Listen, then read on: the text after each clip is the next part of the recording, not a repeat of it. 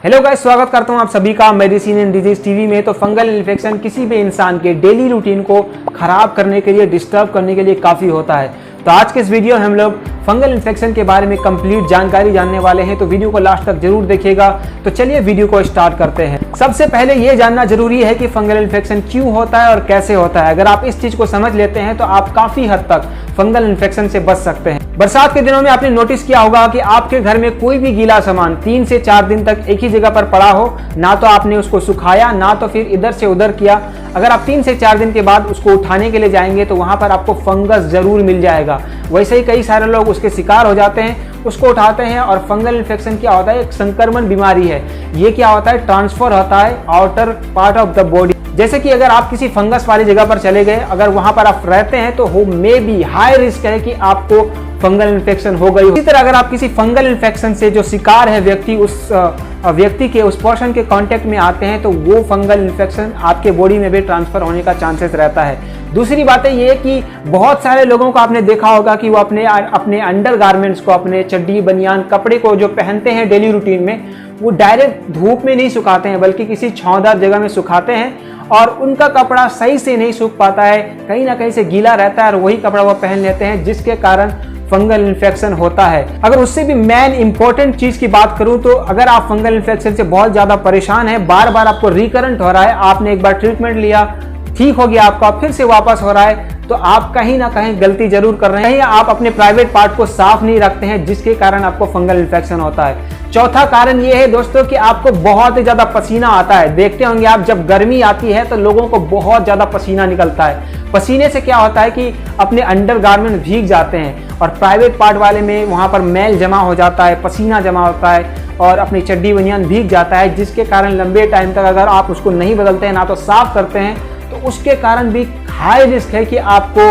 Fungal infection हो गई होगा। तो 3-4 चीजें आपको ध्यान में रखनी होगी, तो काफी हद तक आप फंगल इन्फेक्शन से बच सकते हैं। सबसे पहला ये काम ये करना है कि आप अपने कपड़े को डायरेक्ट धूप में सुखाना स्टार्ट कर दीजिए और आप अवॉइड करें कि गीला कपड़ा आपको बिल्कुल नहीं पहनना है और आप ऐसी फंगस वाली जगह पर नहीं जाएं जहां से आपको फंगल इन्फेक्शन आपके बॉडी में ट्रांसफर हो सकता है। ये 3-4 चीजें अगर आप ध्यान रखते हैं तो काफी हद तक फंगल इन्फेक्शन से बच सकते हैं। अब चलते हैं ट्रीटमेंट की तरफ। मार्केट में कौन कौन सी दवाइयां अवेलेबल है, कौन कौन सी ड्रग्स अवेलेबल हैं फंगल इन्फेक्शन को ट्रीट करने के लिए। तो 3 से 4 दवाइयां इस्तेमाल की जाती है, ड्रग्स इस्तेमाल किया जाता है फंगल इन्फेक्शन को ट्रीट करने के लिए। सबसे पहला नंबर पाता है इट्राकोनाजोल, दूसरा आता है फ्लूकोनाजोल, तीसरा आता है सेट्राकोनाजोल, उसके बाद आता है टर्बिनाफाइन।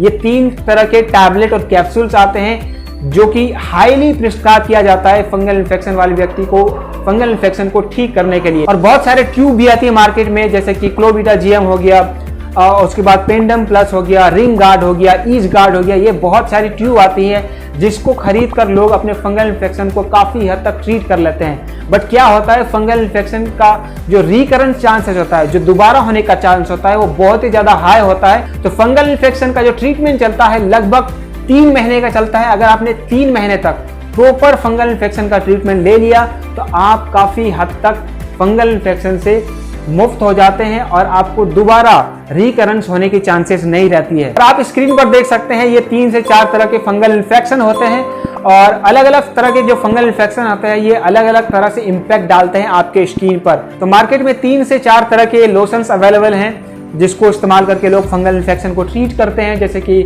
सपाट लोशन हो गया, जालिम लोशन हो गया, बायोटेक्स लोशन हो गया।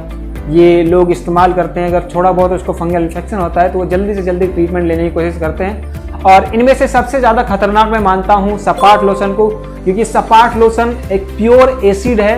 तो सपाट लोशन को इस्तेमाल करने का तरीका ये होता है कि आप किसी भी कॉटन में थोड़ा सा उसको लगाएं और जहाँ पर भी आपको फंगल इन्फेक्शन होता है आपको वहाँ पर ऐसे धीरे धीरे टच करते हैं। आप देखेंगे कि अगर आपने रात में लगाया तो सुबह तक आपका वहाँ पर फंगल इन्फेक्शन खत्म हो जाता है और वहाँ पर आपको हल्का हल्का काला सा दाग धब्बा आपको दिखेगा।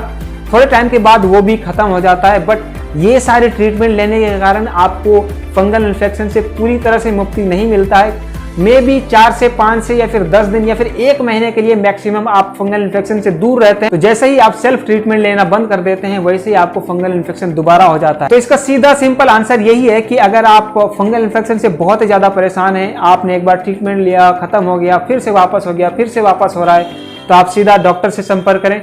डॉक्टर संपर्क करके आप लगभग 3 महीने का कोर्स चलता है फंगल इन्फेक्शन का, तो आप 3 महीने का कोर्स लें, 3 महीने का ट्रीटमेंट लें, तो आप एक बार में फंगल इन्फेक्शन से मुक्ति पालेंगे भाई। तो ये पूरा जानकारी है फंगल इन्फेक्शन के बारे में। कोई छूट गया तो अगर आपके मन में कोई सवाल है फंगल इन्फेक्शन को लेकर तो आप कमेंट बॉक्स में पूछ सकते हैं, मैं आपको जल्दी आंसर करूंगा। इसके अलावा अगर आप किसी टॉपिक पर भी वीडियो बनवाना चाहते हैं तो आप कमेंट बॉक्स में कमेंट कर सकते हैं, मैं उस टॉपिक पर बहुत ही जल्द डिटेल वीडियो बनाकर अपलोड करूंगा। तो मिलते हैं अगले वीडियो में, तब तक अपना ख्याल रखिएगा, अपनी फैमिली का ख्याल रखिएगा, अपने पेरेंट्स का ख्याल रखिएगा। मिलेंगे अगले वीडियो में। जय हिंद, बाय बाय।